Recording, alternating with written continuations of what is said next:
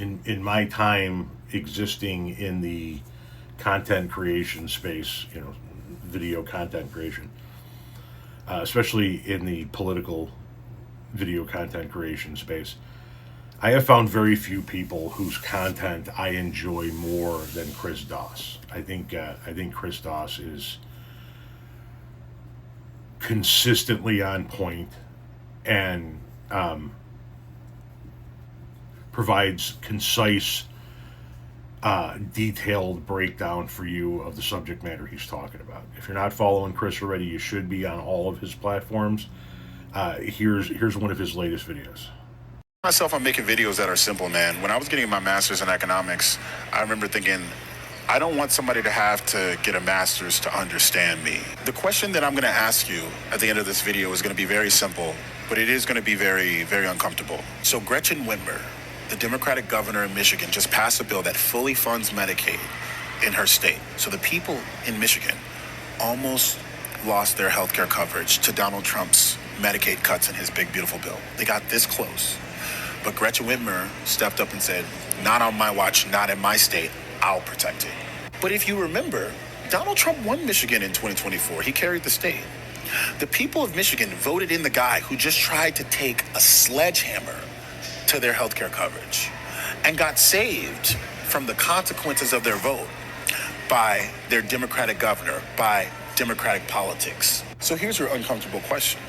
How many times and how much longer are we going to keep saving people from the consequences of their vote? How much longer do we expect people to be able to wreak havoc in presidential elections and then hide behind the refuge of Democratic politics? The Republican president, George Bush, gets elected and gets handed an economy from Bill Clinton that's booming. The GDP's at 4%, just created 22 million jobs. The unemployment rate is at a 33-year low. America says, yeah, thanks, Democrats, we got it from here. Hands it to George Bush.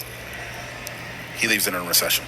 Obama gets handed an economy that's losing 700,000 jobs a month, fixes it up, makes 16 million jobs, cuts the unemployment rate from 8% to 4.8%. America says, yeah, thanks for pulling us out of recession, Obama. Thanks for pulling out of recession, Democrats. We've got it from here. Hands it back to the Republicans. Hands Donald Trump an economy that is on the largest economic expansion in the history of America, 128 consecutive months.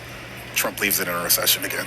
Actually, 10 of the last 11 recessions have all been under Republican presidents. How long do we expect Democratic politics to clean up your mess? Democratic politics killed cigarette usage indoors. Republicans fought tooth and nail against it. Democratic politics created Social Security, Medicare, Medicaid. Democratic politics created the 40-hour work week, the minimum wage, the VA, the Civil Rights Act, the Voting Rights Act. And Republican politics were on the opposing end of every single one of those things. Aren't we so lucky that they happened to lose? But how much longer does America continue to expect to get saved from the Republican politics it keeps voting for by the Democratic politics that it keeps voting away? And that's an excellent question. Why are we going to keep doing this? We're getting ready to do it again. We're going to give somewhere in the neighborhood of $11-12 billion to the farmers that just voted for their demise.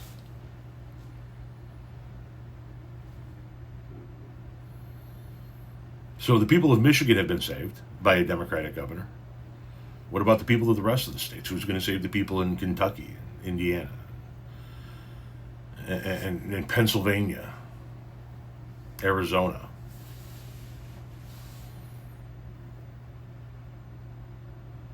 Republicans have been fucking up the country my entire life.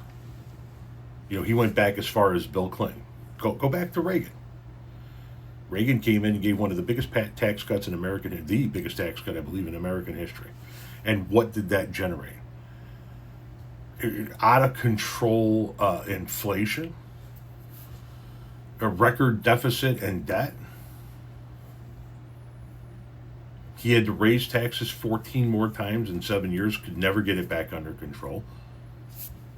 Then Bill Clinton came in and did what he did.